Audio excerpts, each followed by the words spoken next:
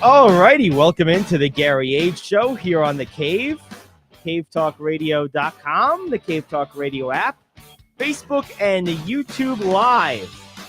Great to have you aboard. Gary Ayd, Rich Anselmo, 10 to noon here on The Cave. And, of course, Mondays is the post-mortem of the NFL week with one game still in the hole. Of course, that's tonight's Monday Night Contest. We will check that out later on. Baltimore in action, one of my favorite teams to watch. Newly acquired Roquan Smith will be in the lineup. So, a lot to get to. Great to have you aboard. And to start with the opening rant today, a couple directions to go with this, but I'm going to go the route of the World Series here. I just want to say I'm happy for Dusty Baker. There's a word that I don't use in the English language that I just don't think is applicable in the real world, which is the word deserve. I don't think it applies ever. But if there was ever a time when you just felt, man, this guy's, what else does this guy have to do other than get lucky? Dusty Baker would be that guy. He's been in baseball 54 years. He did win one near the end of his playing career with the 81 Dodgers as a player. But he's been managing now for, God, it's got to be 30 years or close to it. And the thing is, one thing if you're like, just never get anywhere close. But it's an entirely different thing when you've knocked on the door a bunch of times and had the door slammed in your face. Now, some of it was his own doing. Some of it wasn't. But the bottom line is this guy's been through the ringer, man. And he's one of the better managers of the last half century. I mean, this guy's, after you get past like the Tony La Russas and the Earl Weavers and the guys like that, maybe Billy Martin, like there's probably 5 or so names, 8 names, maybe you say Lou Piniella, but I mean, he's in the conversation. This guy's been a very, very good manager. And the thing you like about Dusty is everywhere he's gone, he's brought success with him, or he's brought success to that team. And that's something that I think is indicative of being a good manager, is not being a system guy. Like, you could make a reasonable argument that Joe Torre was a system manager. As much success as he had with the Yankees, it's easy to forget he had several other manager stops in his career and was never very good at any of the other ones. He was competent in his last couple of years with the Dodgers, nurturing a young and green Clayton Kershaw. But, he was kind of keeping the seat warm at that point for Don Mattingly or whoever was going to come after. Dusty Baker, you can't make that argument with. Dusty Baker is a guy who everywhere he's gone was better after he got there than they were before. And in a lot of cases, not all, but a lot of cases, took a step back after he left. And at a certain point, you do that 2, 3, 4 times like he has. At a certain point, that's not a chance of circumstance or timing. That's a trend. That's indicative of something he's bringing to the table. He, to me, reminds me a lot of Torre in that he's a great manager of personalities, but maybe more so than Torre, Dusty's a great manager of in-game decisions. And he's an excellent baseball mind. And I just think that ultimately winning this World Series kind of puts everything to bed. And you wonder at this point now, how much longer does he want to do it? I mean, because ultimately you have to assume that was driving him crazy. It had to be. So now that he's accomplished that, does he move on? Or I'm not saying he's going to retire after this year, but he is 73, 74 years old. I mean, he's been around a long time. He's the oldest manager to win a World Series. So, I mean, this is a big accomplishment, and I'm very, very happy for him. I am as well. It is deserved. He has come so close before and not hit on it. And I am just glad to see him win it. When you see the way the players talked about him in the post-game interviews, he was the right person for that team. Yes. No question about it. You know, the other thing I find bemusing about it is that the people that are still holding it against Dusty, well, not Dusty, the Astros, the whole 2017 thing, are Dodger fans. Who's the team that he won a World Series with? Oh, the Dodgers. Who's the other team that have been right there with the Astros in terms of team of the decade this decade? Oh, the Dodgers. So it's just like a little extra salt in the wound. And I'm here for it. Look, those people have to get over that. Oh, you have to see the comments I saw on social. It was ridiculous. Oh, I can only imagine. Well, there's still 5 guys there from then. Altuve was a big part of the cheat. Oh, please. Oh, it's ridiculous. It's been 5 years. Yeah, can we please move on?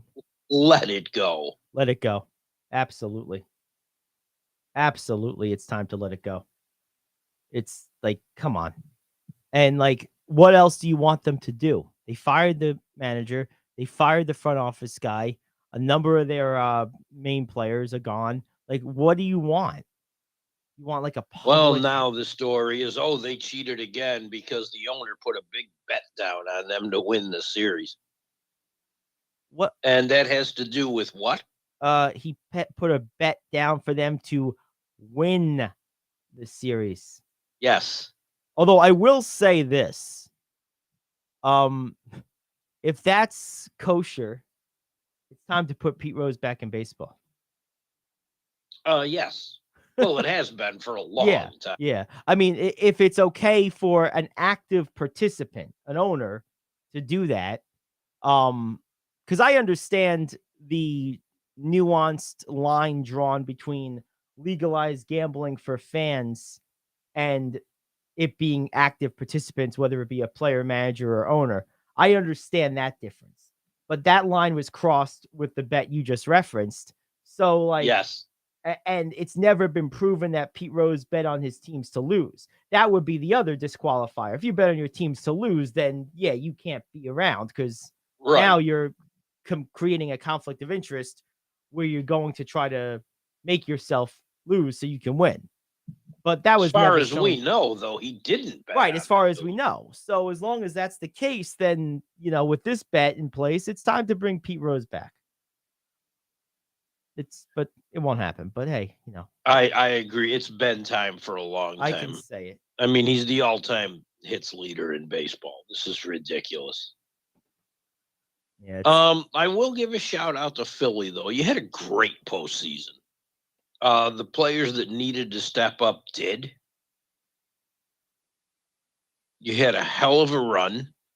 Nothing to be ashamed of losing to the best team in baseball. It's true. And they're the only team that beat them twice. The only team that beat them at all in a game. I mean, the Astros swept through the American League. Yeah, they did. I mean, they really just smashed everybody. So, yeah, kudos to Philly. Tough night for them, though. They lose the World Series on Saturday. They lose the MLS final on Saturday. It's the first time a city has ever lost 2 championships in one day. Oh, that's a rough day. Eagles are still undefeated. That's right. They got that. There you go. So, no, it's good stuff. I'm happy for Dusty Baker. And, you know, all of the naysaying on the Astros and all of the belingered hanging on to the whole quote-unquote controversy made me root for the team beyond just Dusty. I started out these playoffs like if it was not the Mets, let it be Dusty. Like it was just about him. And then as this stuff dragged on and on and on, the contrarian in me just was like, you know what? The hell with all you. I'm rooting for the Astros. I hope Altuve kicks your butt. How about that? Stick it. And they didn't really even need him to. I know. It's amazing. That team is so good. I mean, you have Bregman and you got Altuve and I felt great for Verlander too. Oh, Verlander, yep. They're just so good. He needed to get off the schneid, and he was brilliant in Game 5. Yes, he was. Yeah, he's too good a pitcher to not have at some point figured it out. I mean, the guy's just too good. I mean, that's the thing. That's why I hate these. I almost wish they didn't keep playoff statistics because they're so unreliable based on sample size that like unless you played for like the 1950s and 60s Yankees or maybe the 90s Yankees for like the whole run, then those guys maybe have like a season's worth of playoff sample size. But for like most people, you might have 1/8 of a season's at bats in the playoffs in your career, maybe a quarter if you're lucky. You know what I mean? Like guys like Altuve are probably approaching half a season's worth of at bats at this point. But like I don't know. I hate playoff statistics. They're so unreliable. And they've been used to really drag down players far too often. Well, that's the whole thing. Whether it's Kershaw, Verlander, Barry Bonds, Alex Rodriguez, and you could go on and on and on. And then the flip side is true. They're used to artificially prop up, prima donna media favorites like Jeter and a few others. He's the one that comes to mind immediately. It's like the idea that there's one person on the planet, let alone millions, that think Derek Jeter is a better baseball player than Alex Rodriguez is a crime. It's an absolute crime. Jeter was a nice hitter. Yeah, he was a good hitter. He was a good player. He was an excellent really player. was. He was a good baseball. Oh, hell yeah. He was an excellent baseball player. A-Rod was prodigious. But defensively, there's no comparison. And even offensively, there's really no comparison. I mean, like power-wise, of course, there's no comparison. I mean, because A-Rod wasn't a 250 hitter either. Like this guy hit like 300 for most of his career. Well, neither was Jeter. No, I know. But what I'm saying is Jeter's advantage, batting average, was not like he hit 350 and A-Rod hit 250. It was more like Jeter hit 320 and A-Rod hit like 290. Oh, and by the way, A-Rod hit 6 times the number of home runs and RBIs and runs scored and everything else. Like, when you add it in, it's the same reason why I think it's crazy to say Ty Cobb is a better hitter than Ted Williams, for example. Well, yeah, Ty Cobb hit 367 or whatever it is. Ted Williams hit 344. But, oh, yeah, Ty Cobb had like 100 home runs and like 900 RBIs. Ted Williams had like 500 and like well over 1,500, missing 5 prime seasons. Like to me, at some point, the holistic numbers, all of them together, matter.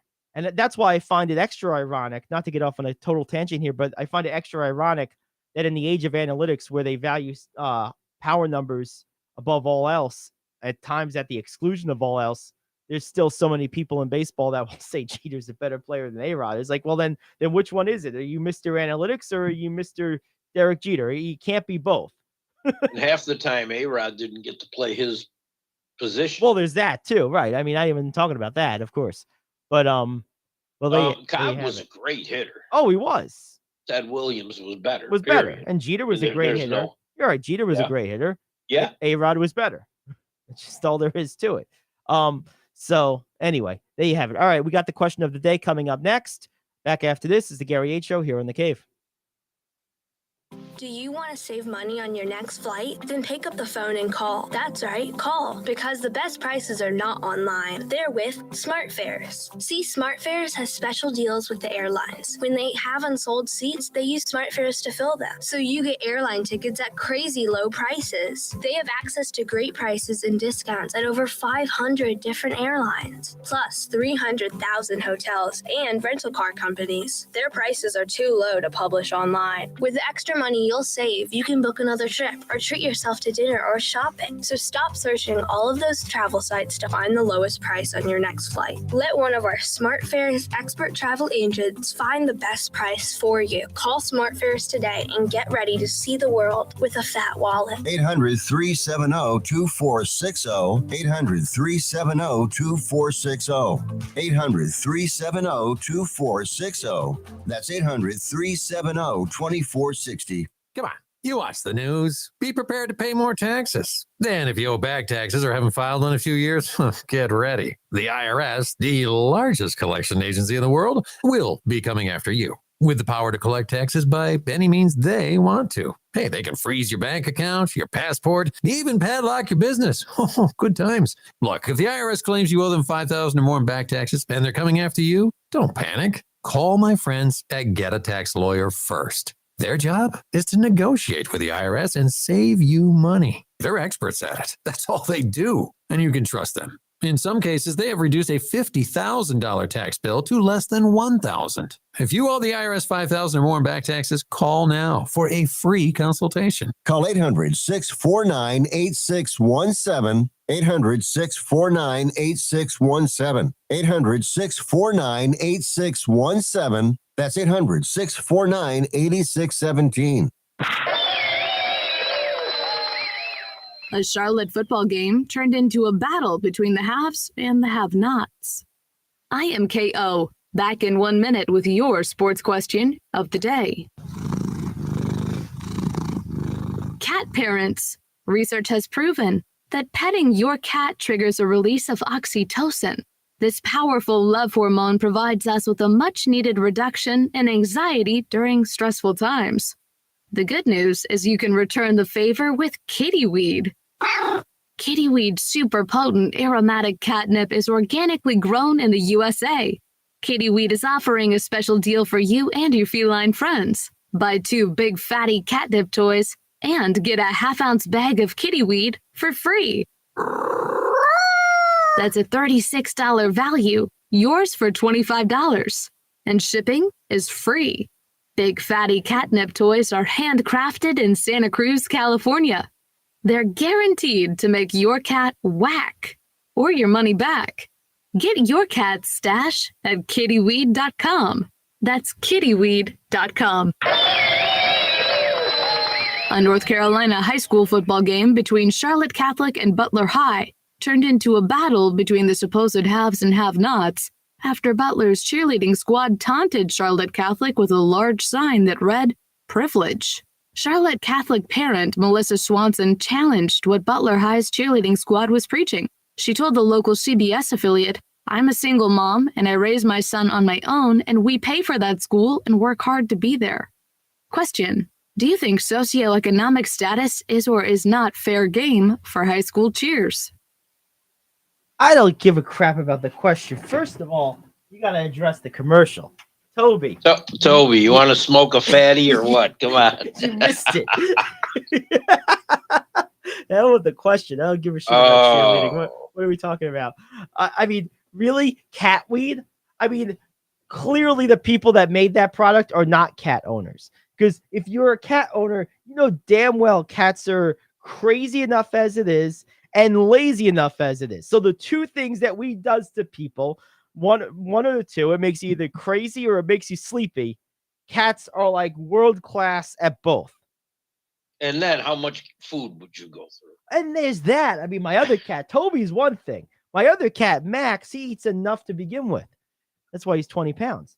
Max eats like a person. He does. Really, oh my God. He really does. He doesn't stop. Oh my God. So we haven't talked about this question. Oh God, I'm just stuck on cat weed. My goodness. Like that's okay. Like, first off, on the question, I'm tired of hearing all the privilege bullshit. I'm tired of it. Yeah. It's like if it's a richer school, hey, you really want to get your revenge? Shut up and win the game. That's right. That's right. And not for nothing. To taunt something means you're stooping lower than their level.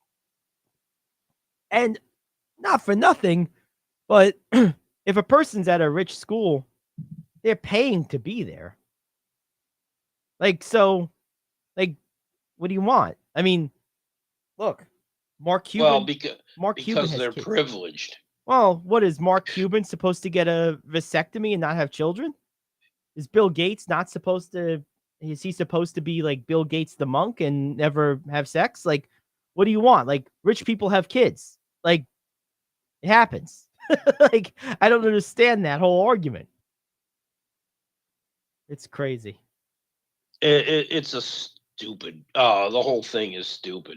Well, it's just jealousy. And I mean, I'm not the most religious person in the world, but I do believe in God. I am a Christian. And I do think that like one of the things the Bible is very good for, whether you're a believer or not, is some basic life advice in terms of like what not to do. And one of the things it harps on, especially in the Old Testament, is the dangers of jealousy and envy.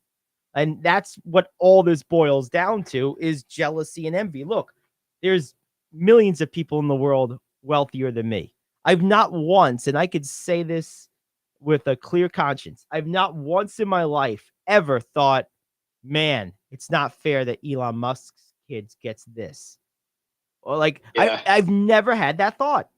Like, because I'm not a jealous person. Like, I'm happy in my life. I'm not satisfied. There's things I still want to accomplish, but I'm happy. You have to enjoy what you have, because the truth is, what you have is the envy of someone else. Yes. I mean, there's always people in a worse situation. Right. And especially this month, too. It's a month to be thankful. It's, to appreciate what you have. Yes. As people, of course, we want more. We always Of course. And that's But natural and good. That's fine. it's just absolutely ridiculous. It reminds me of, I think it was a Duke game against North Carolina years before Duke was a power. And Carolina was beating them in Duke by about 30.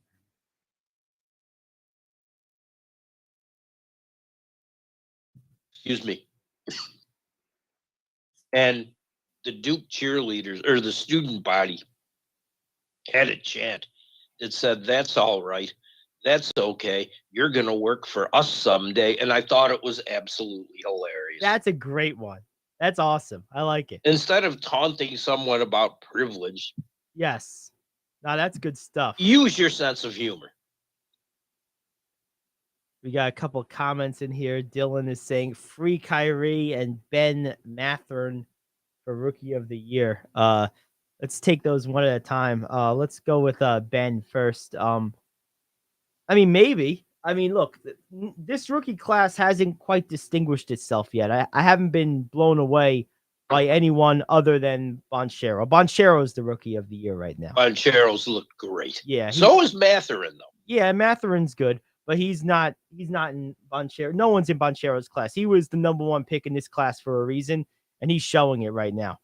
As far as these other things, the Eagles, let's cool our horses on Team of the Decade. Yeah, win one first. Yeah, let's before you even go there. Let's see them beat some good teams too. The decade has just started. Oh, there's that too. It's true. It's true. Being all technical here. I like it. I like it. And then as far as Kyrie Irving, I did want to get to this, so I'll mention this now. Brooklyn laying out 6 criteria for him to return. I'm not even going to go through these. They're ridiculous. Basically, he has to grovel before the people they say he has to grovel before, and then spend some money and, go to essentially re-education camps with the things he has to go and study or learn, or, anti-Semitic training and all this other nonsense. Look, at the end of the day, the Nets are going to act tough while they have the win at their back right now. What if they lose 5 in a row? Then what? Are they going to be like, oh, because remember, this happened with Kyrie once before during the vaccine holdout. They were like, no, we're not allowing part-time players. The team stinks. Okay, we'll allow part-time players. I'll play devil's advocate here. They could lose 5 in a row with or without him. So, well, that's true. I mean, they're not good. That team's a dysfunctional mess. That's true, and that's accurate. The other thing I'm curious about. No comment on the last. Oh God, yeah, we don't want to get there. You could brutal.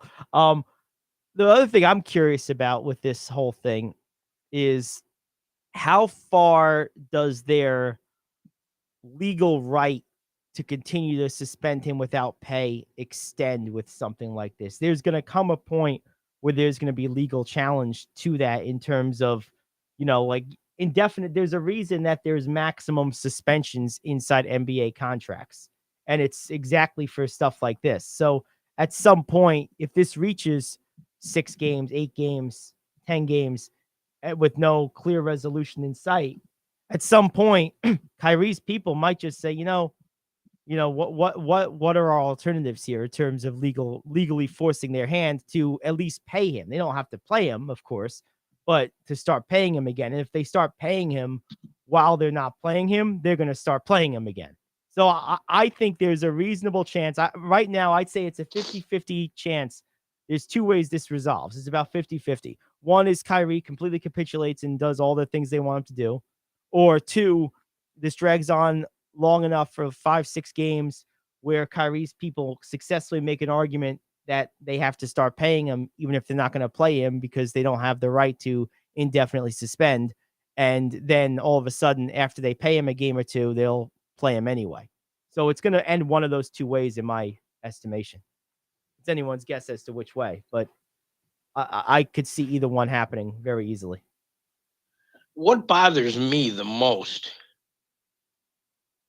is why is no one, where was this video available? And why is no one going after the company who posted the video? Well, it was Amazon.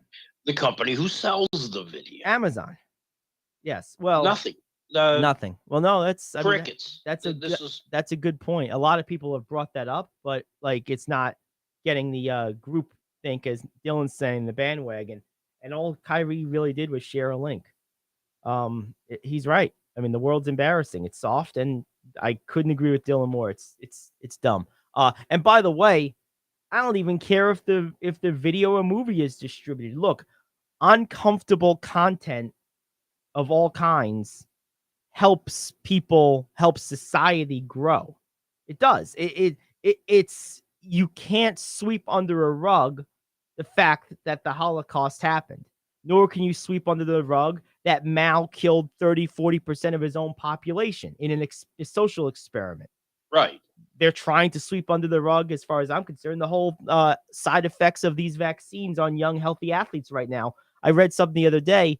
This is the first unofficial tally I've seen on this. I've been looking for this. 700 young people, athletes, a lot of them, have just dropped either dead or severe health side effects, just like randomly, just like soccer players, basketball players, whatever, just dropping. Like that's the first number I've seen. Now, I don't know how accurate it was. I'm only sharing it because it's something we've seen in the news a bunch of times, and it's at least anecdotal at this point. So my point for bringing that up is that you can't, at a certain point, you can't sweep things under the rug.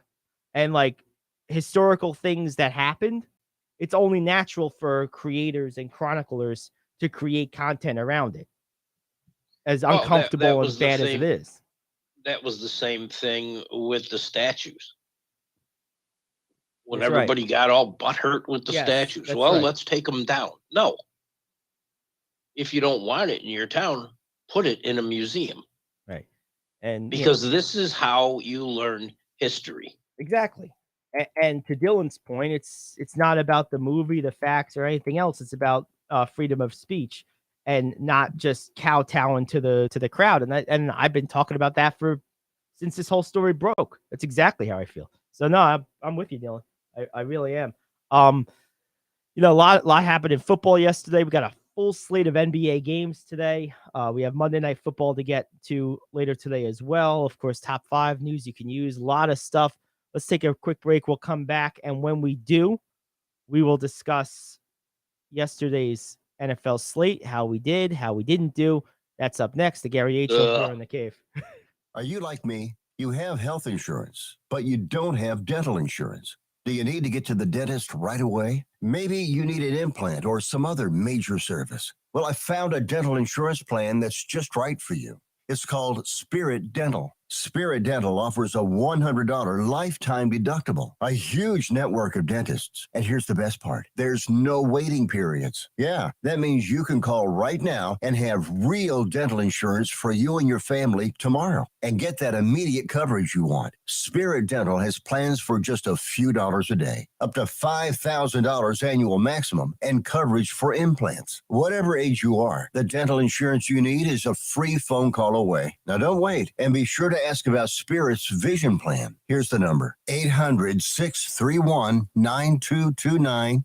800-631-9229. That's 800-631-9229. Hey friend, life happens and you need money. What do?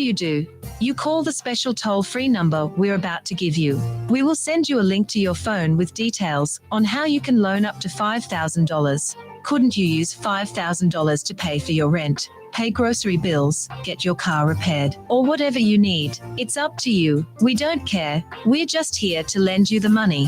And we'll lend people money with good, bad, or no credit at all. Of course, some terms and conditions apply, and you'll see those on the link we're going to send you. So if you need up to $5,000 maybe as soon as the next business day, call this number right now. We will text you a free link with details. Paid for by Money Mutual. Call 800-586-7112. 800-586-7112. 800-586-7112. That's 800-586-7112. All right, we're back. And we are talking NFL football. So we have to start where it hurts, Rich. I apologize. The upset of the season. Before we do that, I want to correct a mistake. It was Stanford fans who said that when North Carolina was beating them in basketball. Oh, okay. Got it. Yeah, let's get this one over with. All right, we'll get it over with. The Jets' defense was phenomenal. The Jets beat the Bills. They made plays. They made it. Every play. I was totally shocking. The Bills did have a chance last possession of the game, weren't able to get it done. Kudos to the Jets. And in fairness, to keep in my word, I am a man of my word. We're gonna make time today at some point to do our top 10 because I know Scott. Oh, it's way too early. Scott's listening with bated breath. I told him way too early. I haven't even thought about it yet. Well, let's let the weekend first.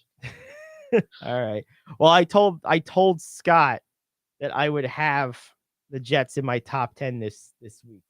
So Scott, you may have to after that. That was a very convincing win. They at least get in for a week. I told Scott I would do it. I will. I'm a man of my word. Might not be today though, Scott. I've been overruled. Too early. Wilson didn't turn the ball over. It's true. Which was important because last week he did badly. Oh, yes, he was a bakery last week with all those turnovers. Josh Allen looked terrible. He did. Josh Allen said Josh Allen looks terrible too. Yes. And that comment was deserved. The running game doesn't get going because they don't use it enough. And eventually you're going to have to. Yes. They went through this last year too. You would hope a team would learn from it, but obviously this one didn't. And all of a sudden, this defense is quite easy to run against. Yeah, it's the double-edged running weakness. They can't run the ball themselves, and they can't stop the run the other side. It. Yeah. So if you're committing to the run, you can beat this team. Well, speaking about committing to a run, one of my better plays last week this week that actually worked out. I pretty well nailed the Chiefs and Titans game. I had the Chiefs to cover, which was pretty easy. I'm sorry, the Titans to cover, which was, I thought, pretty easy. There was like a 12-point line. I was like, there's no way the Chiefs are beating this team by 12 points, not with the way the Titans run the ball. And then I had the under, which I think was 47 or 45. I said they're going to be under because the Titans are going to run the ball and keep this close. I said it's going to be a lower scoring game. I think I said 24 to 17. I was pretty close. It was 20-17. Chiefs won in overtime, but that's exactly what happened. The Titans controlled the clock. They controlled the ball. Derrick Henry, 115 and 2 touches on just 17 carries. No Ryan Tannehill in this game. Maybe it's a little different if he plays. Their backup Willis had a sterling performance, amounting a grand total of 80 passing yards. I get he's a rookie, but man, youch. He needs to sit. Does he need to sit, or he need to go home? He needs to sit and learn. He's a rookie. I'm not going to throw him out now. I don't know, man. 80 yards is. But and you know what's funny about he that? He is in no way ready to play. Almost 60% of those yards came on one completion to Economo, who had one catch for 48 yards. Hell of an average. It's good stuff. Oh man, I'll tell you what. That was a good one. And then Other games this week, the Vikings beating the Commies 20-17. I took a loss on this one. That was my bet of the week. I thought they were going to win by a touchdown or more. I put some money on that. I didn't win. Our one game of difference, you had the Seahawks. I had the Cardinals. You won that one. Seahawks 31-21. Good defensive performance again. Geno Smith continues to play pretty well. So, and in the Stinker Bowl last night, Sunday Night Football, Bucks and Rams. Yuck. Someone had to win this game. Brady decided it was him, 16-13. Both these teams are pretty lousy. It was like which team's going to suck less. That's exactly what it was. Dolphins edged the Bears. I was surprised. Justin Fields had maybe the best game of his career, almost unquestionably. He had a total of 4 touchdowns in this one, 3 through the air, despite only 123 passing yards. They had 178 rushing yards and a rushing touchdown too. So amazing performance from him. His last 3 weeks, he's looked better too. Yeah, he's looking good. I always thought Justin Fields had it in him to be a pretty good player. And I'm done with the Raiders. Let's just say it that way. I'm finished with these guys. They lost to the Jaguars after being up at one point 20-10. They ended up losing 27-20. They were up 17-0. They were. I know. They were pitching a shutout and fell apart. They fell apart. They really did. How about this? Oh, geez. Packers, Lions. Oh, what a disaster. What a disaster. You talk about a crappy game. You lose to the Lions. It's bad news. It's bad news. Although I will say this, I didn't watch a lot of this game. I saw a headline today that said Rodgers historically bad and lost to Lions. We need to cool with the hyperbole a little bit. This guy had 291 passing yards and a touchdown. That's not historically bad. How many picks? He had a bunch of picks, but for him, that's bad. Well, no, I'm not saying it was good. It was bad. But when you say historically bad, I'm thinking like a stat line 20, 50 yards, 80 yards, 5 interceptions. I'm thinking historically bad. This wasn't historically bad. It was just terrible. It was garden variety awful. 1 touchdown, 3 interceptions. Bad. Garden variety bad. Terrible, even you could say. But let's cool it with the historically bad thing. Please. There's probably a quarterback with that stat line every week of every season. You know what I mean? Let's chill. One other game. In the last 3 weeks. Yes. They have Fields has really picked up his game. He has. I agree. He's starting to come around, and I'm quite impressed. No, he's been good. They can say what they want, but Claypool was interfered with on that late play. Badly. One other game here that was interesting to me was the Chargers and Falcons. Gambling Jim had this as his pick of the week. Chargers -3. They just covered. They won by 3. He actually got it at 2.5, so it ended up giving him a little breathing room, which he needed. But they covered the 3, so there you have it, 20-17. So Jim remains almost undefeated. I think he's 8-1 now. It's amazing. So he's really been killing it. Tonight, of course, you have Ravens and Saints.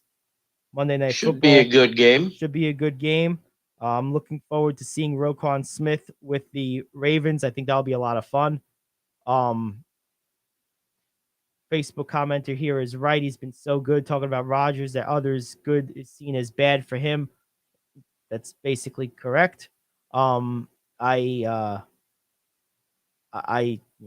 can't add anything to that. That's exactly correct. No, that's it. That's it. I'll tell you what though.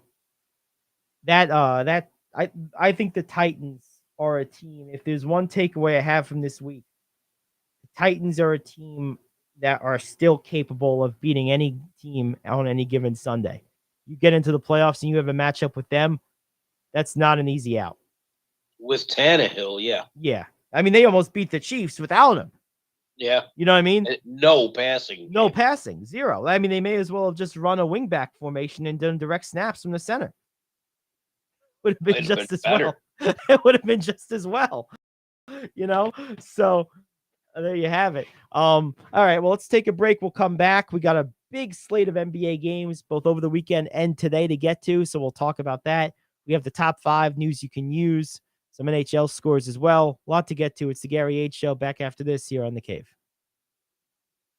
Do you own a timeshare? Well, face the facts. You made a mistake. You made a bad purchase. A timeshare is not an investment. It's a money pit that continues forever. If you use your timeshare, that's great. But if you don't, and you want to legally get out of your contract, call my friends right now at the Timeshare Exit Hotline. They're an experienced team of lawyers who help good people like you get out of a timeshare contract that they just don't want. Don't throw away your money on maintenance fees. Use it for things you really want. We can help you end your timeshare contract and stop the money drain immediately. If you're ready to move on with your timeshare, call our team right now. Cancel your timeshare now with a free call.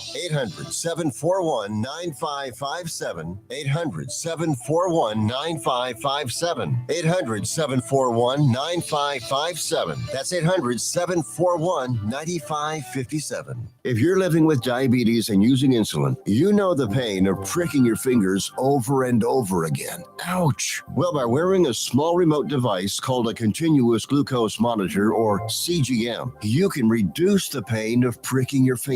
If you administer insulin 3 or more times per day or use an insulin pump, call now and learn how a CGM can help you. Painless. No more pricking my finger. No finger pricks. Convenience. They delivered it free and they took care of all the paperwork. You can reduce pain right away. Plus, it's accurate, easy to use, and helps you spend more time in range. And if you have insurance, you can get a new CGM at little or no out-of-pocket cost. Call now and get free shipping of your new CGM. Plus, we'll bill your insurance for you. 800-826-5884. 800-826-5884. 800-826-5884. That's 800-826-5884. Are you like me? You have health insurance, but you don't have dental insurance. Do you need to get to the dentist right away? Maybe you need an implant or some other major service. Well, I found a dental insurance plan that's just right for you. It's called Spirit Dental. Spirit Dental offers a $100 lifetime deductible, a huge network of dentists. And there's no waiting periods. Yeah, that means you can call right now and have real dental insurance for you and your family tomorrow and get that immediate coverage you want. Spirit Dental has plans for just a few dollars a day, up to $5,000 annual maximum, and coverage for implants. Whatever age you are, the dental insurance you need is a free phone call away. Now don't wait, and be sure to ask about Spirit's vision plan. Here's the number: 800-631-9229. 800-631-9229. That's 800-631-9229.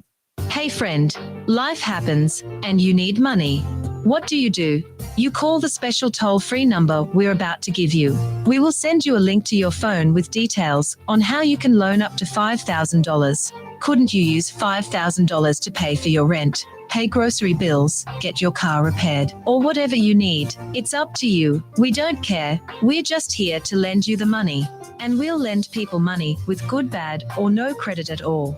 Of course, some terms and conditions apply, and you'll see those on the link we're going to send you. So if you need up to $5,000 maybe as soon as the next business day, call this number right now. We will text you a free link with details. Paid for by Money Mutual. Call 800-586-7112. 800-586-7112. 800-586-7112. That's 800-586-7112. Okay, we're back. And let's look at some NBA action. There's a lot of it. 15 games, every team in the association in action tonight. That's my kind of night, Rich. And if you're a fan of going from game to game, at 9 tonight on NBA TV, they will have their NBA courtside where they will switch to games when a lead changes, something exciting's happening. Yeah, so it's like an NBA version of Red Zone. Yeah. It's pretty cool. What a game last night. The King, was that last night, the Kings game? Or it was the night No, before? that was the night before.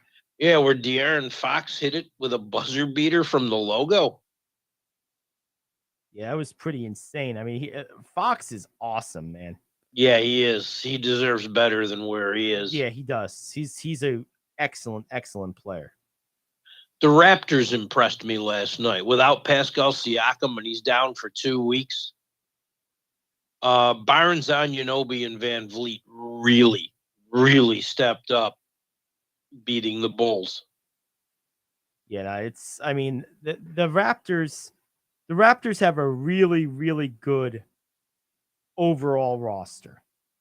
You know, like they're really solid across the board. And that's one of the things about them. Of all the teams in the NBA, they're probably most positioned to withstand an injury to their top guy, mostly because there's not a huge drop off from 1 to 2, and there's an even smaller drop up from 2 to 5. And I think that as a result, they're in a position where they can handle that. I have to ask a question. At what point do the Clippers have to make a hard decision on Kawhi Leonard?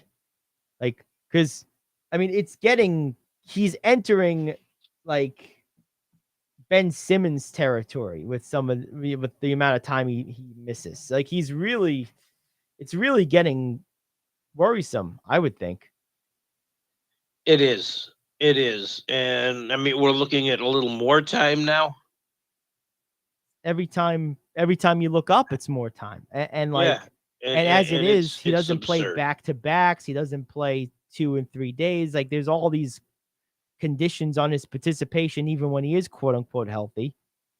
It's like, and I would call myself fairly liberal as it relates to my acceptance of the quote unquote load management era. Like, I don't really care if a guy doesn't play more than 60 or so games, because like it's been proven over the last several years that you can win championships that way. But you can't play 30 games or 40 games. Like, there is a point where you're just not going to be good enough. I mean, you're not going to have enough basketball under your body that year to be at your best when your best is needed. I mean, we saw the Clippers try to do this a couple of years ago. We've seen other teams try to do this, like bring people back right at the end. We saw Brooklyn try to pull this off. It doesn't work. You have to have some baseline of unity and time on the court together that year. It doesn't have to be. I don't think it has to be 80 games. I don't think you need 80 games out of your best players. No, I think what we said in our preview was 60. Yeah, you need 60 to 65. 70 is ideal. If you can get 70 games. For him, 60 is fine. Yeah. He won the title in Toronto playing 60 games. Right. Curry won the title with Golden State last year playing the same number. So yeah, that's fine.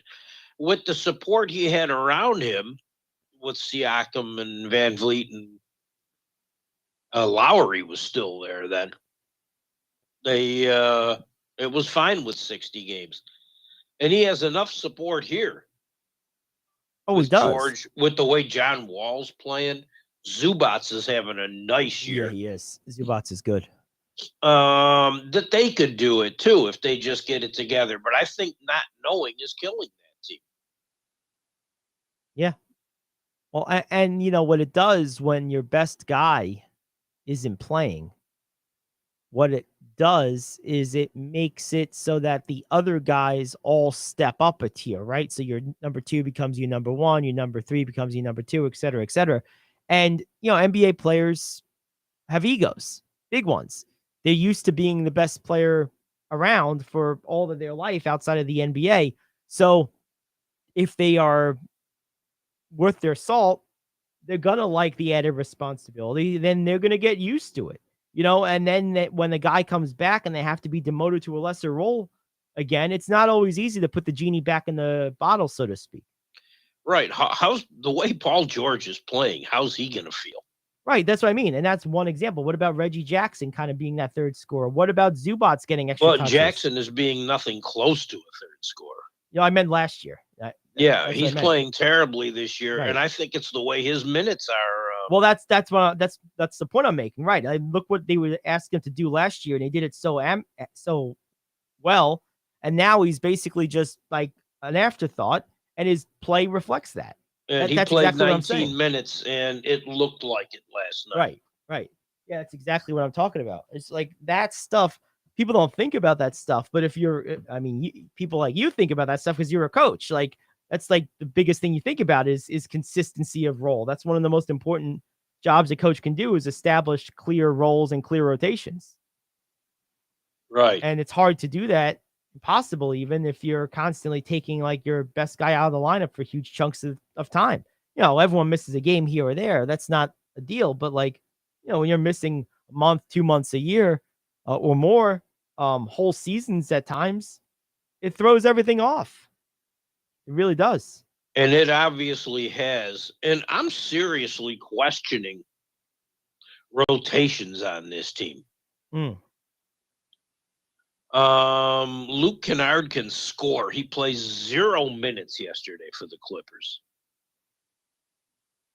Batum plays 23. Marcus Morris played 37 and got 18, but he was invisible defensively and everywhere else. Covington played 6 minutes. Yeah. It just makes no sense. Covington's too good, I think, to play that smaller role on any team. Oh, I agree. He's too good of a player. Batum needs to be starting. Morris needs to go to the bench. And Covington needs a lot more minutes. Yeah, Covington's a really good player. I'm a big fan of his. I always was. Oh, I know. He's always been one of my favorite role players. But yet, in the NBA. They're tied with San Antonio and Minnesota for an 8th spot in the conference. Yep. Team they lost to yesterday, Utah, is in the 2nd spot. They're behind Phoenix, barely.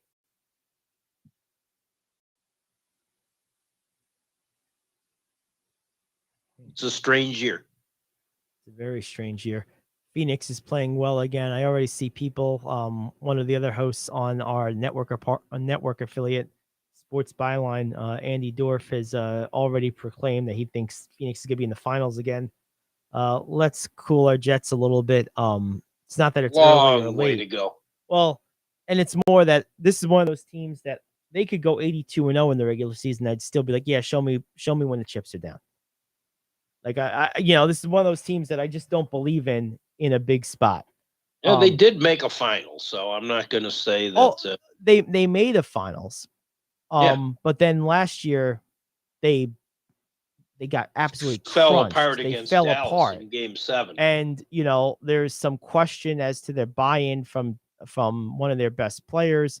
There's some question about just their whole situation there. I just don't, and any team led by Chris Paul, I'm assuming at some point in the playoffs will fail, because that's his whole career and his whole history. So I just kind of wait for the other shoe to drop with this team. But it won't be in the regular season. I have no doubt that they'll have one of, if not the best record in the West. Because they've proven that for a number of years that they're fully capable of that. Just a matter of what's going to happen in the playoffs. But anyway, so there you have it. Monday Night Football tonight. Ravens going on the road to play the Saints. I think the Ravens are going to win this game. I think that Smith adds a dimension to this team that ironically they were lacking, which was defense. Funny to say that with the Ravens, because they're always they're always a team that is built on defense historically. Not the case this year. But that really helps them. New Orleans is one of those teams that I don't really understand how they keep winning games. But they do. So I'm at the point now where I'm going to pick the Ravens, but the Saints are one of those teams that I feel I'm going to always get burned on. The week I go and pick them, they're going to become what I've thought they were the whole time. They're going to Dennis Green me. And the weeks I don't pick them, they're going to not Dennis Green me. Like they're just one of those teams that seem to have my number. Yeah.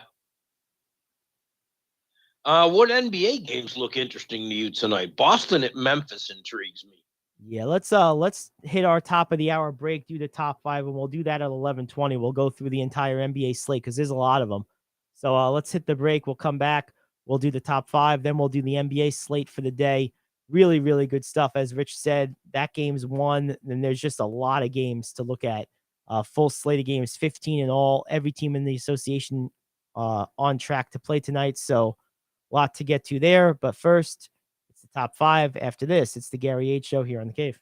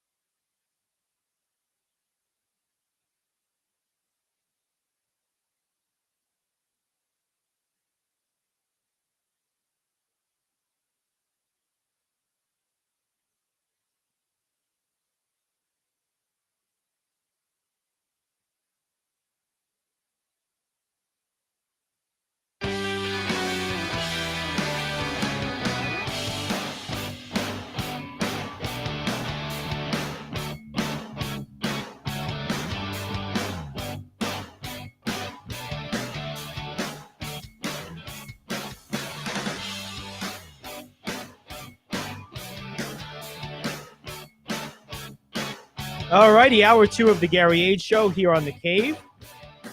CaveTalkRadio.com, the Cave Talk Radio app, Facebook and YouTube Live. Gary Ayd, Rich Anselmo. And hour 2, top of the hour, can only mean one thing. Time for the top 5. This is the moment we've all been waiting for. It's time for King Talk Radio's Top 5. All righty, there we go. Thank you, Jack George. What do we got for the top 5 today, Rich? Considering what's gone down in the past week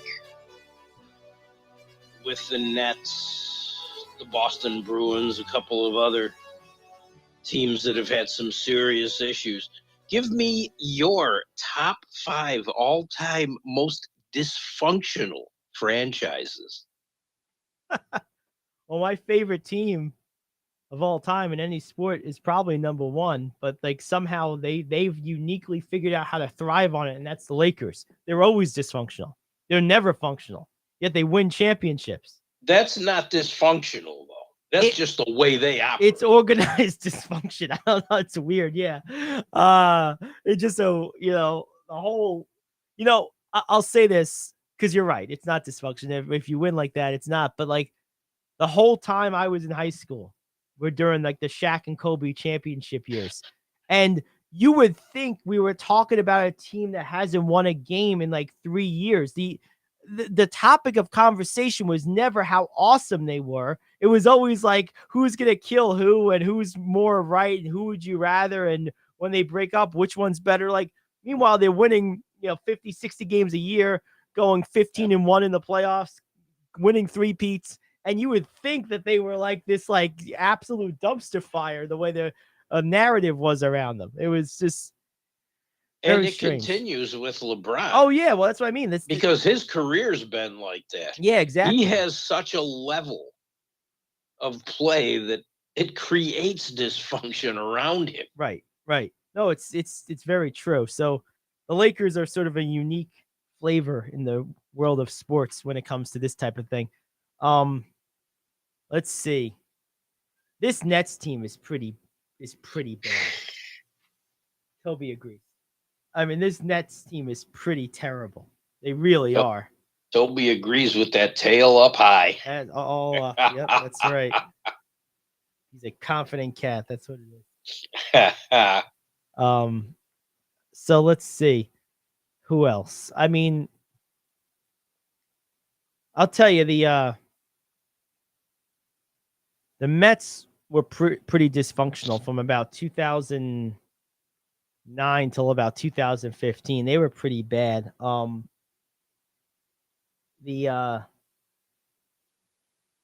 Lions, just pick your year. The Browns, almost the same thing. Yeah, they were both high up for me. The Kings, same deal. Yeah. There's certain franchises, and to be honest with you, man, the Clippers, your Clippers, until the last 10 years, they would have been in this list. They're out of it now. Highly dysfunctional. But they were a mess for a long time. But no, they don't qualify anymore. They've had too long of a run of success, so they're out of the picture. Let's see. We have the Cowboys. I don't know. See, the Cowboys haven't won titles, but they're like very infrequently bad. They have an odd bad year here or there, but they're relatively competitive. I don't think I put them on that list. They're dysfunctional, but I wouldn't put them at all time dysfunctional. No, because despite their dysfunction, they managed to stay relevant and competitive. And a lot of their dysfunction comes from the owner. Right. And a lot of their success comes from him, too. I mean, the one thing about the Cowboys, we know Jerry Jones is the GM of the team. They often have one of the best rosters in the NFL on like a regular basis. And I think that's why people get disappointed, because you feel like they're underachieving. But the reason their expectation is there is because the roster is so good. So at some point, Jones should get some credit, too. Well, they held on to a coach for 1,000,000 years. Yes, they did. And then they said, well, hey, let's get Mr. Mediocrity here to take his place. Yeah, well, he's had a good year this year so far. Let's see who else. Oh, I got one. What about the Maple Leafs in hockey for the longest time? They've been pretty lousy for a long time. They're always a playoff team, Okay. but they always underachieve. Okay. And I see that in their future this year too.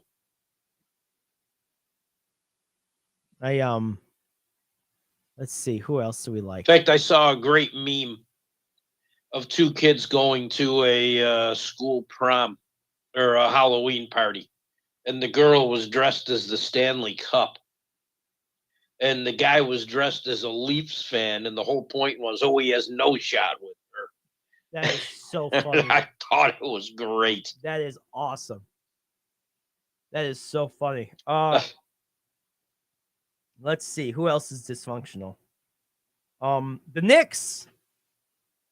There we go. The New York Knicks.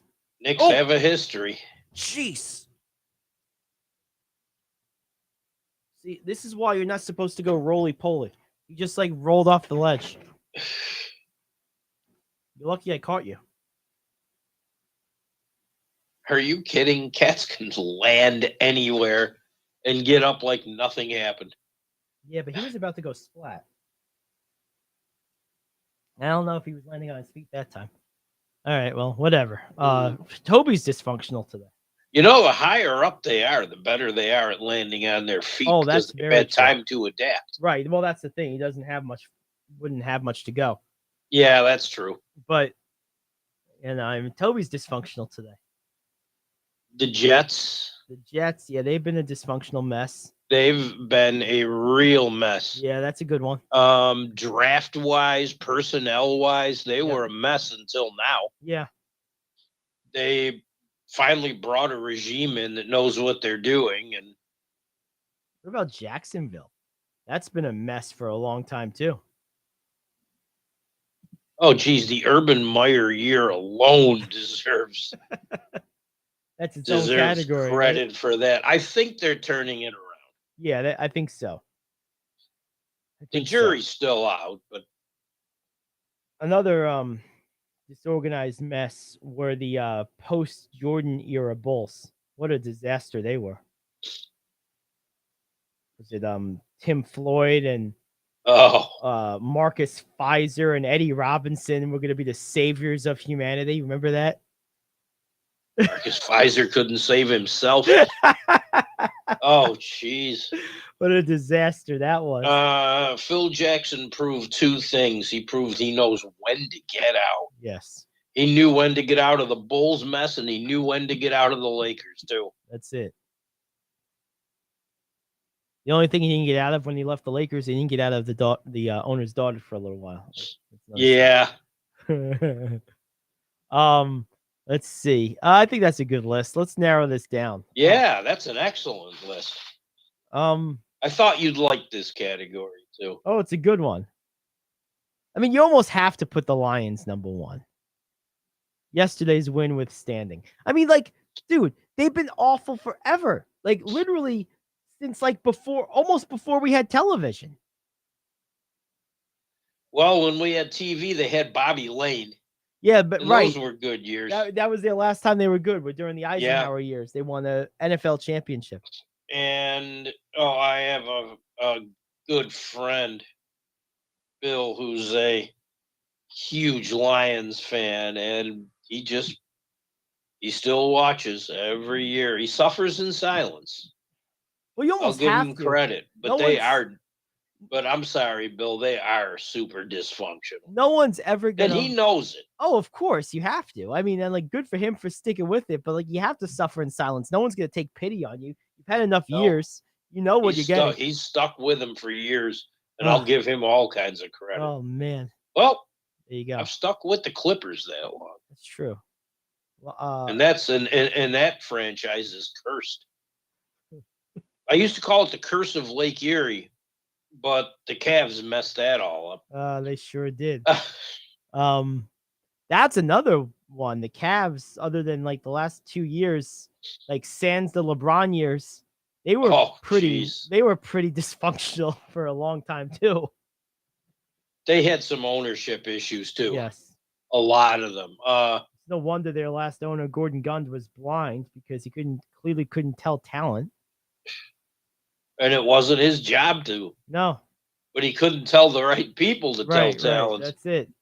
Bad news. Gilbert's good. Yeah, he's a good owner. He is. He's a good businessman. He takes care of his people. He's known to do that. Yes, one of the best. Yeah.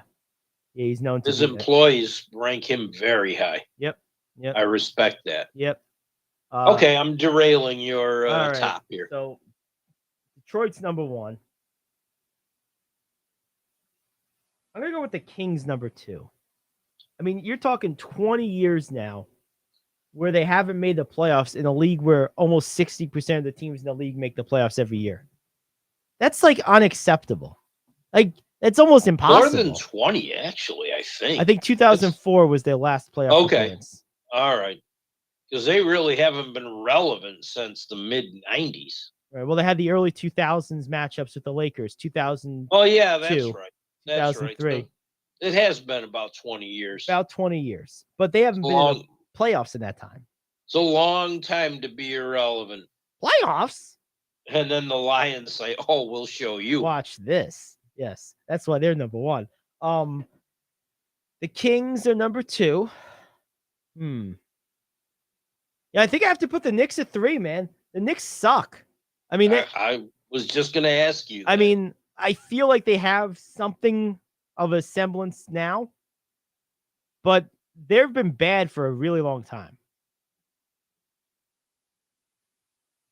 Agreed. And it's a shame.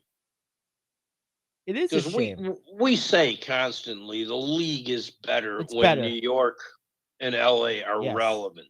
Yes. And I'm not talking the Nets. No.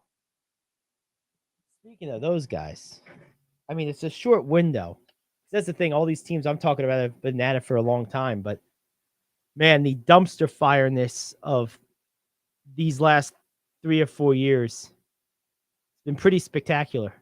It's hard to. But they were functional up until the Kenny Anderson years. I mean, or Atkinson years. I mean. Well, through the Kenny Atkinson years. Yeah. Well, that's what I'm saying. It's a short window. We're only really talking since they let Kenny go and brought in KD and Kyrie and briefly Harden and now Simmons. Like, really, I'm only talking these last few years. But it's been such a dumpster fire.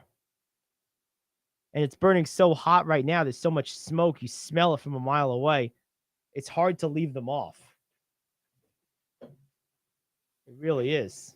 Off track a bit, like I asked you last week. Does the Harden injury save Rivers' job? Because it's allowed him to let Maxey go. Saves him from himself. Yeah. Yeah, it's a good. It might. I mean, he plays Maxey more, and he has no choice. He has no choice, and I think to some degree, expectations are temporarily lowered. Yes. So it's like a double whammy. No, I think maybe. Okay, I apologize for completely derailing you. Maybe. But it hit me now, and there's no guarantee I'm going to remember it in 20 minutes. Understood. All right, well, that's number 4. I'm going with the Nets. And number 5, let's go with a couple contenders here. Those, if you're old enough to remember the post-Jordan Bulls, those were some of the absolute worst teams you'll ever see. Those Tim Floyd years were painful. Oh, I even felt sorry for him. Oh, me too.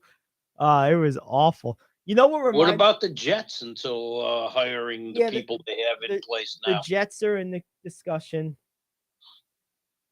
You could say that about the Bills until they put Bean and McDermott in place. Yep. You know, one thing about the Tim Floyd Bulls, there was a recent run, much more recent run by another organization that reminded me almost hook, line, and sinker of that whole time period. That was the John Beeline Cavaliers. Very similar. Felt sorry for Beeline. It was a total disaster. It just shouldn't have been there. The whole thing was bad. Yeah, that was so if you don't remember Tim Floyd's Bulls, just think back to 4 years ago with the Cavs with John Beeline. That was Tim Floyd's Bulls. Except Floyd's lasted a little longer. Yeah, there was more drawn out suffering. It wasn't. Unfortunately. Yeah. I think I'm going that way. I think the Jets are a good one. But yeah, I think I'm going that level of awful. Yeah, another good one was the Charlotte Bobcats. There was a Charlotte NBA franchise in general. They're pretty awful. They're never good. I might have to go with them just for their consistency. But the sheer plus the Bobcats had the least professional looking logos, everything in the league. How about the Washington Football Club? The Commies? Yeah, they're pretty bad. They are. But they're winning right now, like to some degree. And they haven't been. They haven't been like 15 years. Right. They haven't been 15 years. And of course, neither of the Nets. They mix in average years with bad years. The Nets are, I think the Nets, the reason I have them on here is because they probably have not my expectations, but the broader expectations of this team. They've missed them by a wider margin than any team I could ever think of. That's why they're on here. Their reality versus their expectations is so cavernous in its gap. That's what I put them on here for. Yeah. There's a couple ways to make this list. But I think I'm going to go with the I think I'm going to stick with the Tim Floyd Bulls. As much as the Charlotte NBA franchise probably deserves it for their sustained ineptitude, that was, maybe it was the optics of going from the Jordan team to that with like nothing in between. Like at least the Spurs had like the cool down period, right? In the post Duncan years, they made the playoffs for a couple more years. They were somewhat relevant. There were a couple holdovers for 2 or 3 years before they hit rock bottom. The Bulls went from like NBA champions, all-time dynasty, to all-time worst team or one of them in one offseason. I mean, that was crazy. So that's going to be my number 5. Very good. Yeah, so that's my top 5. I like that list. I like that. That's good. Man, we could go on. We could make a top 10 out of this easily. But time does not permit for that. That's right. All right, let's take a break. We'll come back. We'll do the NBA. Lots of games to get to. Then we'll have news you can use, some hockey scores as well. It's the Gary Ayd Show here on The Cave. Are you like me? You have health insurance, but you don't have dental insurance. Do you need to get to the dentist right away? Maybe you need an implant or some other major service. Well, I found a dental insurance plan that's just right for you. It's called Spirit Dental. Spirit Dental offers a $100 lifetime deductible, a huge network of dentists. And here's the best part. There's no waiting periods. Yeah, that means you can call right now and have real dental insurance for you and your family tomorrow and get that immediate coverage you want. Spirit Dental has plans for just a few dollars a day, up to $5,000 annual maximum, and coverage for implants. Whatever age you are, the dental insurance you need is a free phone call away. Now don't wait, and be sure to ask about Spirit's vision plan. Here's the number: 800-631-9229. 800-631-9229. That's 800-631-9229. Hey friend, life happens and you need money. What do? You call the special toll-free number we're about to give you. We will send you a link to your phone with details on how you can loan up to $5,000. Couldn't you use $5,000 to pay for your rent, pay grocery bills, get your car repaired, or whatever you need? It's up to you. We don't care. We're just here to lend you the money. And we'll lend people money with good, bad, or no credit at all. Of course, some terms and conditions apply, and you'll see those on the link we're going to send you.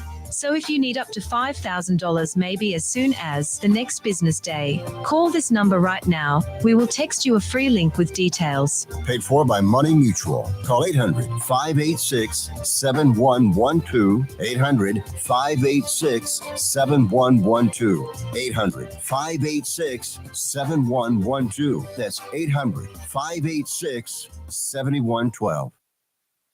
All righty. So, important hockey story. Let's start there before we get to the basketball.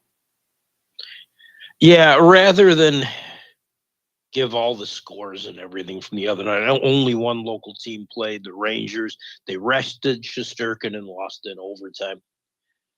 Recently, the Boston Bruins made a signing of a 20-year-old kid, Mitchell Miller. They rescinded that signing late last night after everybody, including Gary Bettman, just trashing this. Cam Neely, the Bruins president, said, based on new information, we believe it's the best decision at this time to rescind the opportunity for Mitchell Miller to represent the Boston Bruins. We hope that he continues to work with professionals and works on his own growth. Well, there's a slight backstory to this. Miller was drafted by the Yotes in 2020 in the 4th round. You talk about a team that didn't do their homework. In 2016, he admitted in juvenile court that he bullied and abused classmate Isaiah Meyer Crothers, an African-American kid with mental disabilities. What he and his bully buddies did to this kid, I'm not even getting into on the air. It's so disgusting.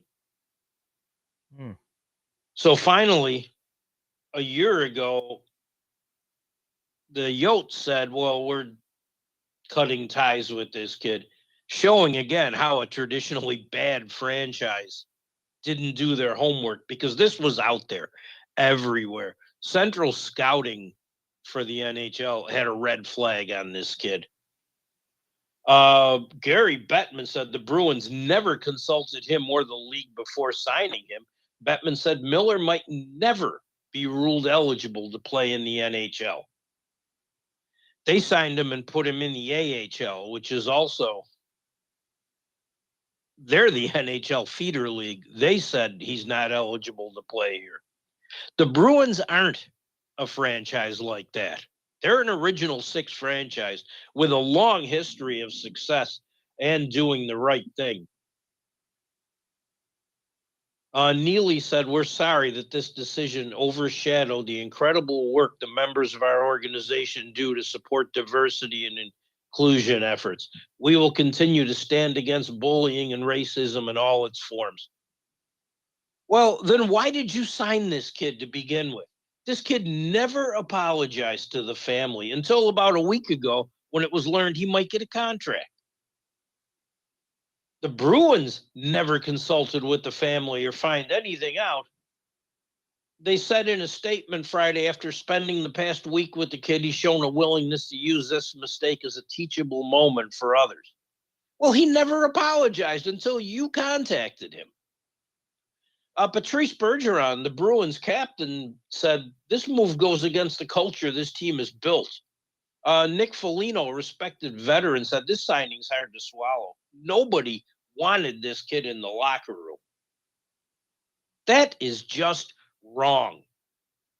The Yotes are a franchise who would make a mistake like this, as they did when they drafted him, and finally just had to move on from him. I mean, this kid has to be pretty good if anyone was even considering signing him with all that baggage. Oh, he has talent, but he may never play in this league. He never apologized to this kid until a week ago, and he did it on social media.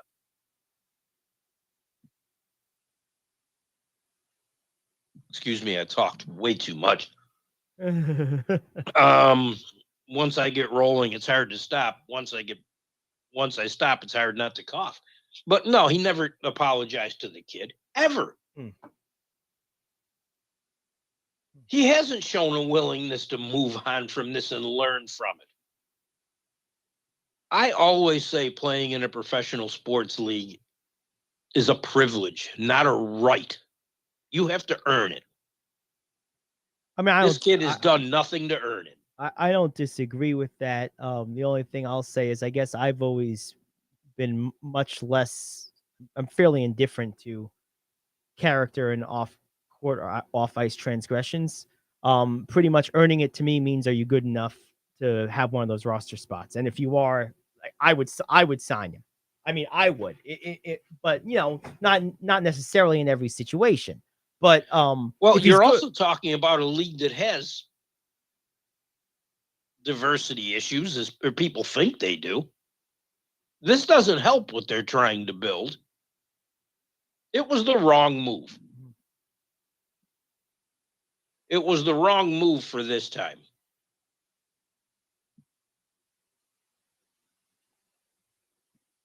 All right. Well, there we have it. No, there you go.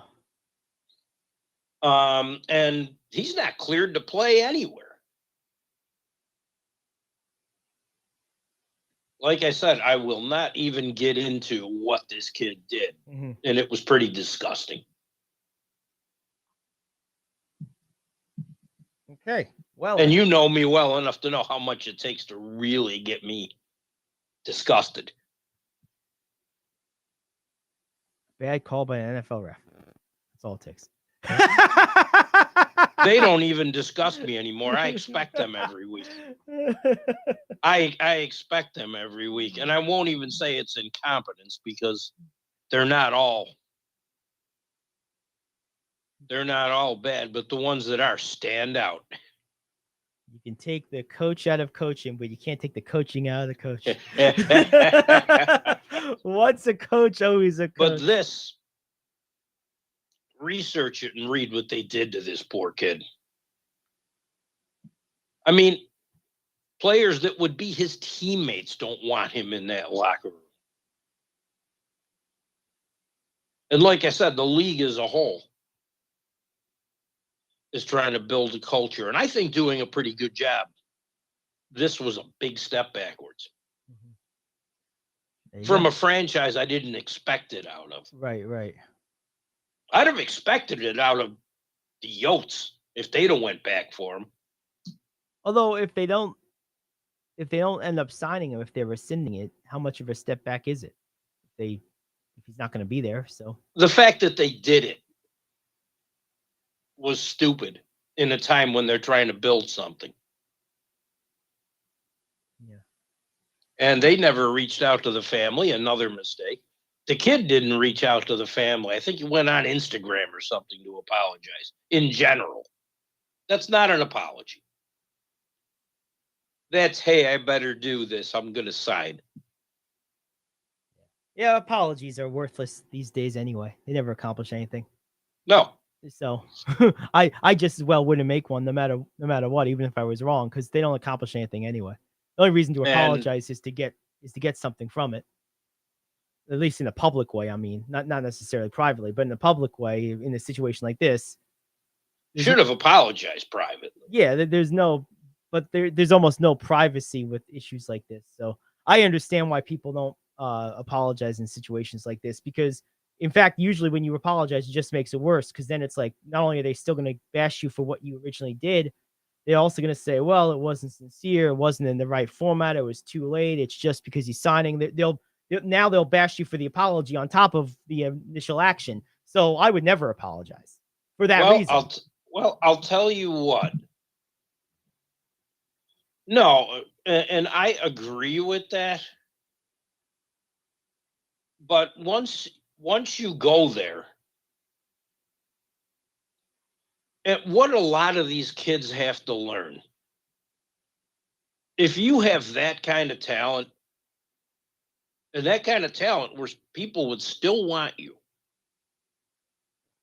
get away from the group bullying thing. Don't do anything stupid. These other clowns are probably in jail somewhere. They're not. You're the one who's hurt by this, because you're going to lose a career. Right. Don't go along with the crowd. And when is that ever a good idea to bully a special needs kid? No, it's when? Never. It's a bad thing to do. How long ago was this incident, and how old is this player now? He was in school when he did it, 2016. He might be 21 now. So this kid was like 16 years old, 15, 16 16 years old when he did it, yeah. I mean, it's kind of crazy that like that's going to come up now. I mean, it reminds me a little bit, without knowing the full story, it reminds me a lot of, if you remember when he was coming out of high school, Allen Iverson had a pretty hairy situation Yeah. at a bowling alley that almost cost him his career. And Yes. then, but he was slightly different age and time, a little more privacy, a lot more privacy than there is now due to the lack of social media. He was given an opportunity to grow up at least a little bit, and to his credit, he did, largely thanks to John Thompson in Georgetown. And yes, and that helped him. And that helped him. I guess what I'm asking is, has this kid had that opportunity, or is this just marred him and they're just going to blackball him for something he did as a 16-year-old, as heinous as it might have been? Well, once you go into court and say, yeah, I did it, and show no remorse at all, you got to question someone's character. The fact that through the years he failed to reach out and apologize. And, I've subscribed to Central Scouting for years, and I trust their rankings of players. I may have issues with a few here and there. They red flagged this kid. It's not like the information wasn't out there. It's not like he's ever shown any remorse for it. It's not like he's ever admitted he was wrong. And he got drafted anyway by a franchise who seldom makes a good decision. And the NHL said this goes against everything we stand for. We don't want this person in our league, and that's their right. So the NHL, in effect, then can tell all the teams who they can and can't sign. So the teams have no sovereignty then, is what that would mean. I have seldom seen the NHL put a ban on a player like that. In fact, this might be the second one I've seen in years. But ultimately, it's their decision, not the team's, though. So, right in this case, yes. To this point, the league's been prudent, but there's nothing stopping them from just saying, "No, we don't want that guy." That's probably not good. Well, until the Bettman put it on him for 5 years. The teams agreed. 5 years from when? When he was 16? From when they made the decision, which was, what, a year and a half ago? Oh, this is, okay, so more recently, okay. The kid's got the time to change this situation. He shows no will. He thinks he's going to do it on his talent. Oh, I don't know. I think there's an argument to be made that talent should prevail when it comes to something as meritocratic as not a always. Professional athlete. I will disagree on this case. Yeah, I don't much care. Like, I was all for Leonard Little still playing after his incident too, because he was one of the best players in the NFL, and I'm there to watch players, not humans. So well, but hey, look, ultimately, there's still certain ways you have to act. I'm sorry. Well, as long as you don't go to jail, yeah. I mean, you have to be available to play, but and he was tried and convicted as a juvenile. Right. So he did some time then, or he didn't really have to do time. He was in a program, which apparently he skipped most of. Okay. All right. Well, but I get not wanting to put a kid in jail. Yeah, I mean, what good does jail ever do anybody, really? I mean, it rehabilitates no one. Exactly. That's exactly right. All right, let's take a break. We'll come back. We'll look at the NBA stuff. It's the Gary Ayd Show here on The Cave. Do you want to save money on your next flight? Then pick up the phone and call. That's right, call. Because the best prices are not online. They're with SmartFares. See, SmartFares has special deals with the airlines. When they have unsold seats, they use SmartFares to fill them. So you get airline tickets at crazy low prices. They have access to great prices and discounts at over 500 different airlines. Plus 300,000 hotels and rental car companies. Their prices are too low to publish online. With the extra money money you'll save, you can book another trip or treat yourself to dinner or shopping. So stop searching all of those travel sites to find the lowest price on your next flight. Let one of our SmartFares expert travel agents find the best price for you. Call SmartFares today and get ready to see the world with a fat wallet. 800-370-2460. 800-370-2460. 800-370-2460. That's 800-370-2460. Come on, you watch the news. Be prepared to pay more taxes. Then, if you owe back taxes or haven't filed in a few years, get ready. The IRS, the largest collection agency in the world, will be coming after you with the power to collect taxes by any means they want to. Hey, they can freeze your bank account, your passport, even padlock your business. Oh, good times. Look, if the IRS claims you owe them $5,000 or more in back taxes and they're coming after you, don't panic. Call my friends at Get a Tax Lawyer first. Their job is to negotiate with the IRS and save you money. They're experts at it. That's all they do, and you can trust them. In some cases, they have reduced a $50,000 tax bill to less than $1,000. If you owe the IRS $5,000 or more in back taxes, call now for a free consultation. Call 800-649-8617. 800-649-8617. 800-649-8617. That's 800-649-8617. All right, we're back. NBA action. A lot to get to tonight. A lot of teams. Let's take a look at some of these games. Every team in the league is in action tonight. So that means take your pick because there's a lot of it. There aren't a lot of super compelling matchups as much to me as Boston and Memphis. You know, there is one game here that I'm interested in watching that is on its surface not good. In fact, it's two of the worst teams in the NBA. But when you dig a little deeper into the matchups, it's really could be really fun. And that is Oklahoma City and Detroit. Shai Gilgeous-Alexander has been playing unbelievable. And him and Cade, And nobody notices. nobody notices. And him and It's a Cade, shame. and him and Cade Cunningham are perhaps mirror images of one another. So the matchup of those two is pretty much what I want to watch. So that's an interesting one to me. Pelicans and Pacers. Sixers and Suns. I had that one circled too. Yeah, that'll be interesting. Two solid teams. Of course, we know Harden's out. And is Embiid playing? And that's the big question. Well, if Embiid doesn't play, that game doesn't matter anymore. Ooh, Frank Reich officially fired as Colts coach. Breaking news. Oh, yeah, that solves everything. Yeah, that fixes the problems, right? It's not that the owner's choosing the quarterback who, you know, you wouldn't recognize if you walk past him in the shopping mall or anything. Right. That has nothing to do with it. Let's not look at any past success. Let's look at the fact they're not having it now and just make that decision. These seldom solve anything in the middle of a season. Oh, nothing. This is just a taste for blood at the moment. It's a reaction. Quite interesting, though. It sure is.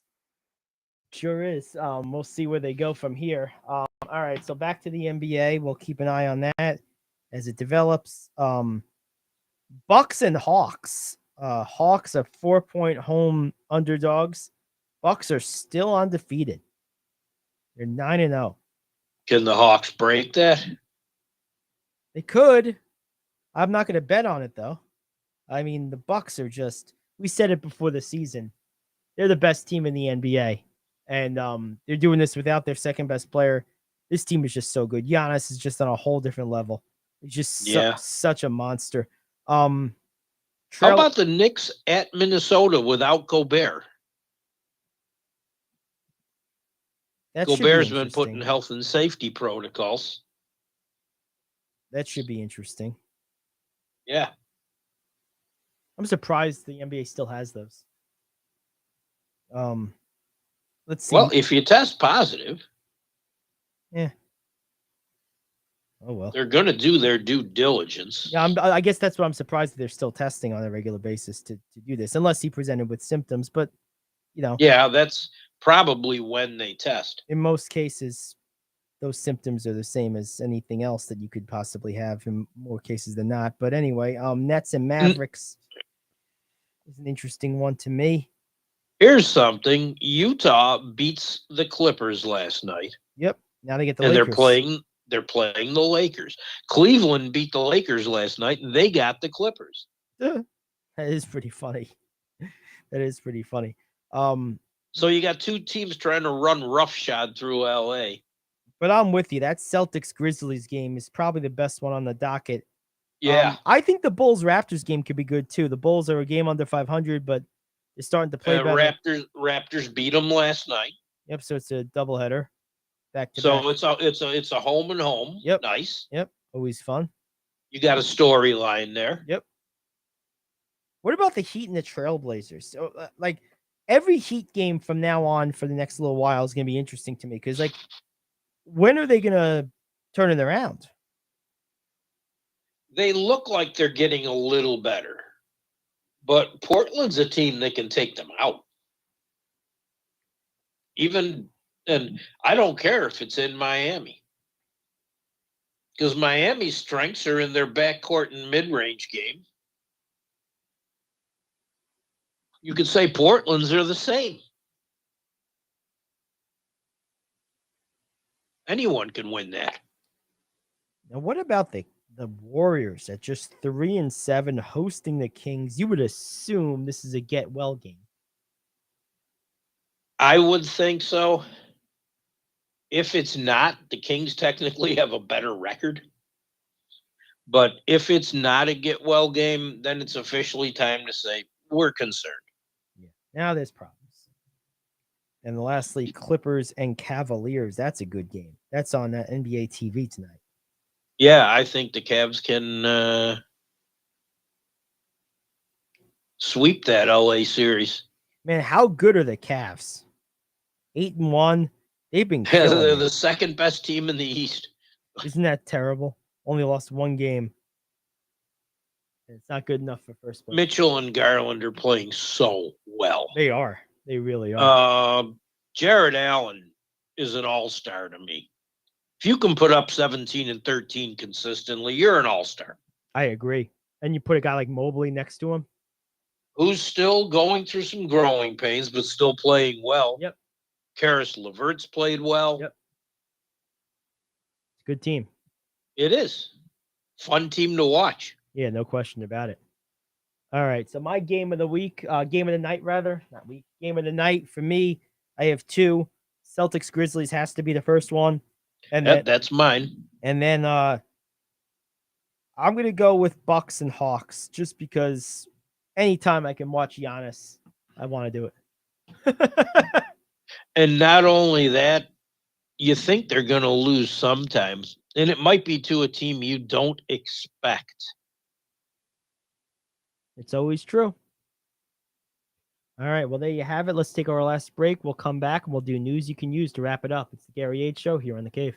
Are you like me? You have health insurance, but you don't have dental insurance. Do you need to get to the dentist right away? Maybe you need an implant or some other major service. Well, I found a dental insurance plan that's just right for you. It's called Spirit Dental. Spirit Dental offers a $100 lifetime deductible, a huge network of dentists. And here's the best part. There's no waiting periods. Yeah, that means you can call right now and have real dental insurance for you and your family tomorrow and get that immediate coverage you want. Spirit Dental has plans for just a few dollars a day, up to $5,000 annual maximum, and coverage for implants. Whatever age you are, the dental insurance you need is a free phone call away. Now don't wait, and be sure to ask about Spirit's vision plan. Here's the number: 800-631-9229. 800-631-9229. That's 800-631-9229. Hey friend, life happens and you need money. What do?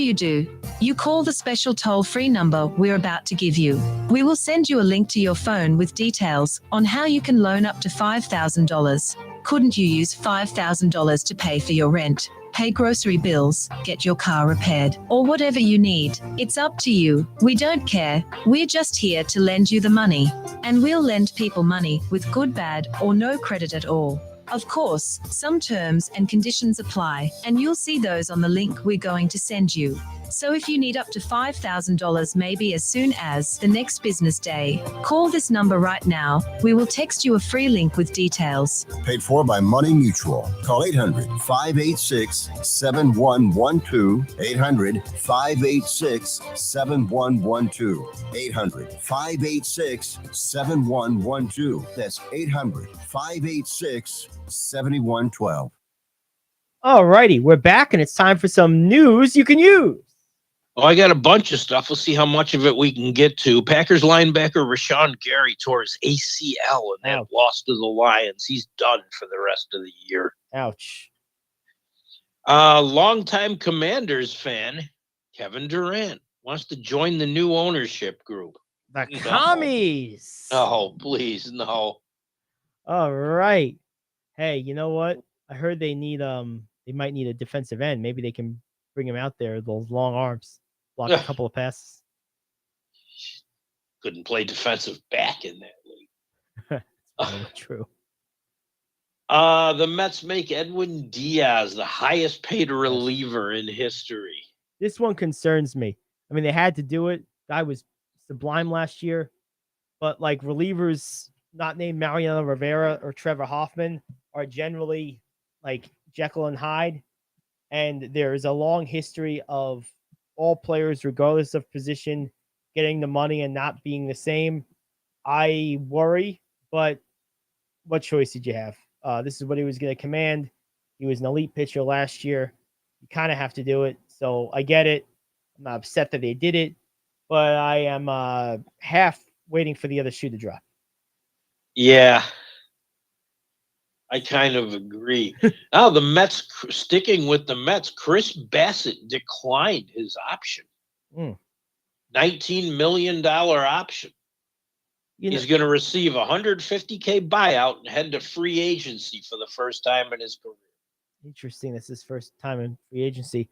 You know what? I'm okay. He's going to be 34. That's what I was just going to say. I'm okay if they don't retain him. The truth is, I think they got the best possible season out of him this year that they're going to get. I think, it's all going to be diminishing returns from here. If they could re-sign him on a team-friendly deal, I would take him back. But if he's going to command, if he thinks he's going to do better than $19 million a year, I'm assuming that means he probably will. These agents are pretty good usually. I'm okay with him going elsewhere at that price. Jacob deGrom says he wants to come back. Good. And I think he should. Yes. And the Mets reportedly don't plan to fight the Yankees for Aaron Judge. Okay. That's nice of them. How benevolent of Uncle Steve.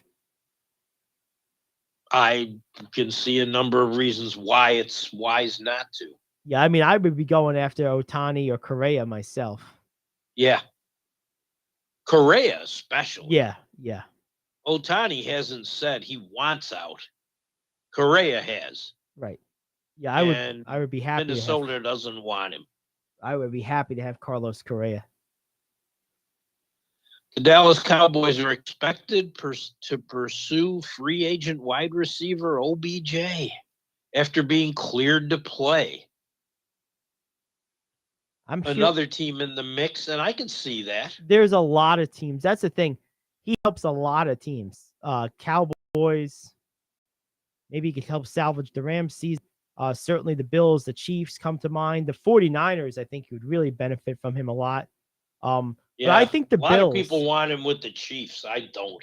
I think the Bills, because, as much as their running game is a problem, we were talking about that earlier, running and run defense, they don't really have a true number two. Gabe Davis is more of a 3 to me. I think he would really help their passing game a lot. Not that needs a whole lot I think of help, Davis is even more explosive with an OBJ there. Yes, agreed. Dan Snyder's asking for $7 billion to own the Washington Football Club. Nice. Stick it to him, Dan. At least at the money box. Get him. You want this? Here, give me a castle. Oh, yeah. Oh, yeah. I don't blame him at all. You got time for one more quick one? Yeah, let's do it. Several teams have reportedly went to the NFL and said we need to push the deadline back to week 10 or week 12. Your thoughts? I'm okay with that. I mean, I don't really know what the benefit of having a trade deadline at 1 week versus another week, what the pros and cons of that would be in any particular way. I can only speak from my perspective as a talk show host. More drawn out drama longer into the season with breaking news, potential storylines. I'm all about that. Sign me up. Well, they're saying the trade deadlines in MLB and the NBA are far later in their season than the NFL. And they're typically huge events. Yes. And the NFL would be as well. They have the earliest trade deadline in the major sports. And if you push it back a couple of weeks, you might have a lot more sellers and buyers. Yeah, because teams will be more conclusively in or out. No, Right. I agree. I mean, it comes before halfway point of the season. And if a team's 4-4, they're like not ready to drop it yet. Oh, no. But in 3 weeks, if they're 4-7, break it up. There you go. All righty. Well, there you have it. So that does it for us. We will be back tomorrow, 10 to noon. Until then, enjoy Titillating Sports with Rick Tittle here on The Cave. See you then. It's the Gary Ayd Show here on The Cave.